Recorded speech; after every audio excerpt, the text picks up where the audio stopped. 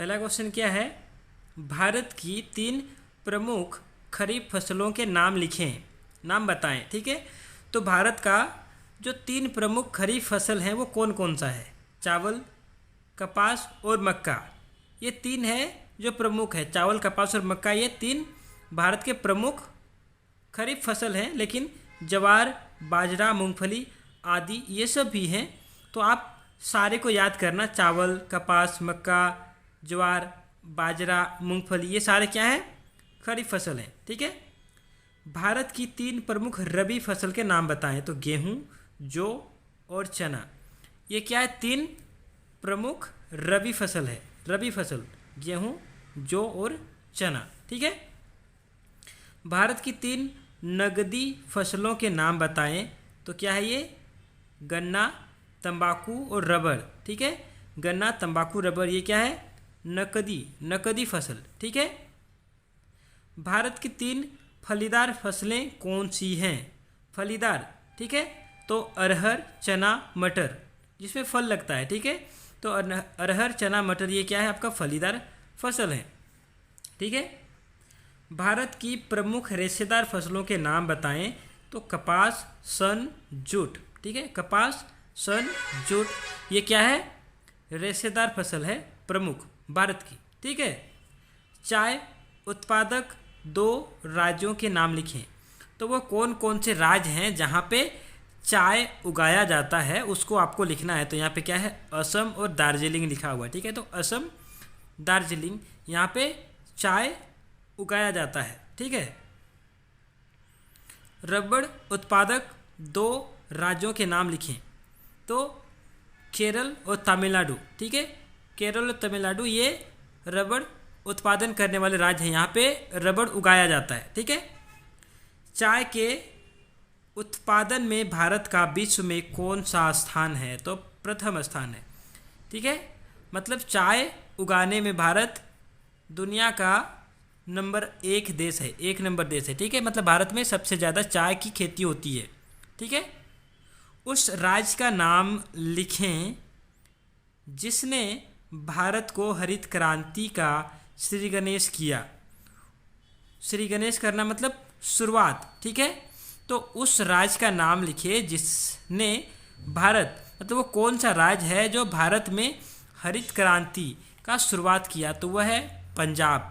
ठीक है, पंजाब से भारत में हरित क्रांति की शुरुआत हुई थी। ठीक है, गहन कृषि क्या है?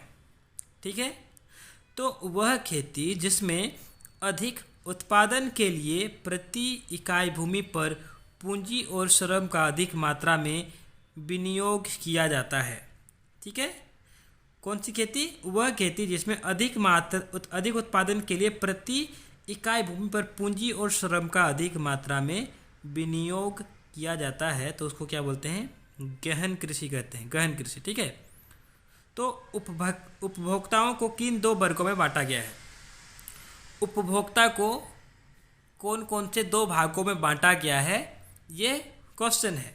तो पहला क्या है? गरीबी रेखा के नीचे और गरीबी रेखा के ऊपर 2 भागों में बांटा गया है। एक गरीबी रेखा तय किया गया है। ठीक है, और उसके बाद उससे मतलब एक अमाउंट फिक्स किया गया है, कुछ भी है। ठीक है, एक अमाउंट है, उसके बाद एक कुछ पैसा फिक्स किया गया है। अगर उतना मान लेते हैं 100 रुपये। ठीक है, ऐसा मान लेते हैं 100 रुपये। क्या है? अगर कोई आदमी दिन का 100 रुपये कमा लेता है तो वह क्या है? गरीबी रेखा से ऊपर है, ऐसा मान लेते हैं। तो कहने का मतलब वो जितने आदमी हैं जो 100 रुपये से एक दिन में कम कमाते हैं वो गरीबी रेखा से नीचे आ जाते हैं। ठीक है, तो BPL बिलो पॉवर्टी लाइन। ठीक है, APL एवो पॉवर्टी लाइन। ठीक है, बिलो मतलब नीचे, पॉवर्टी लाइन मतलब गरीबी रेखा, गरीबी रेखा के नीचे, एवो ऊपर, पॉवर्टी लाइन मतलब गरीबी रेखा के ऊपर। ठीक है, किसानों के लाभ के लिए भारत सरकार ने कौन सी योजना शुरू की है?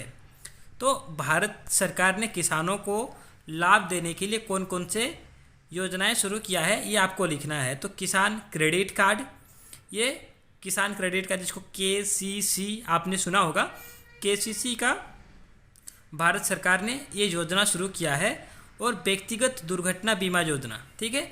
ये 2 योजना भारत सरकार ने क्या किया है, किसानों के लाभ के लिए शुरू किया है।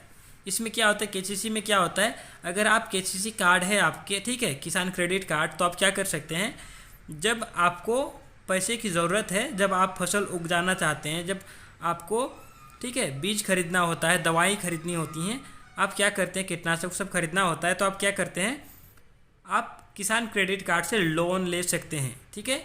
आप पहले किसान क्रेडिट कार्ड से लोन लीजिए, और आप जब फसल उपजाने के बाद जब आप उसको बेचेंगे तो ये लोन आप चुका के आप अपना जो भी बचता है वो आप अपने पास रखेंगे, ठीक है।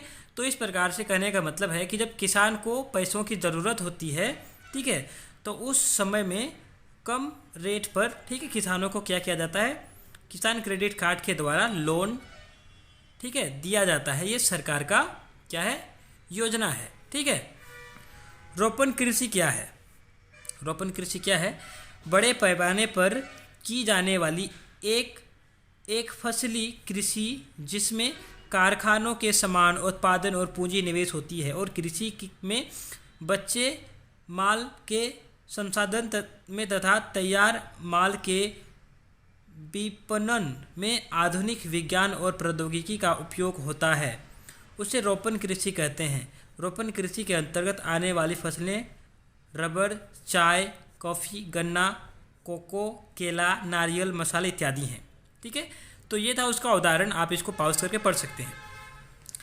आत्मनिर्वाह कृषि क्या है, आत्मनिर्वाह कृषि क्या है, ठीक है, आपने कृषि समझ लिया। तो आत्मनिर्वाह कृषि क्या है, वह कृषि जिसमें उत्पादित सभी उपजें उसी क्षेत्र में ही खप जाती हैं जहां वे पैदा की जाती है, अर्थात किसान अपने स्थानीय खपत हेतु ही फसलें उगा पाता है, उसे निर्वाह कृषि कहते हैं। सामान्यतः खाद्यान्न फसलें ही निर्वाह कृषि में उगाई जाती हैं। निर्वाह कृषि में निर्यात का उद्देश्य निहित नहीं है।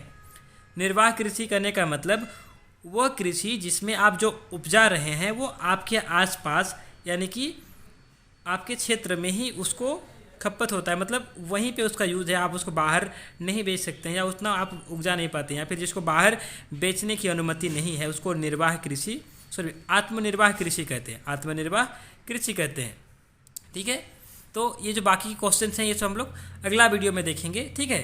अभी जितना आपने देखा इसको आप दोबारा देखिए, ठीक है, और आप इसको याद करिए, ठीक है। Thank you.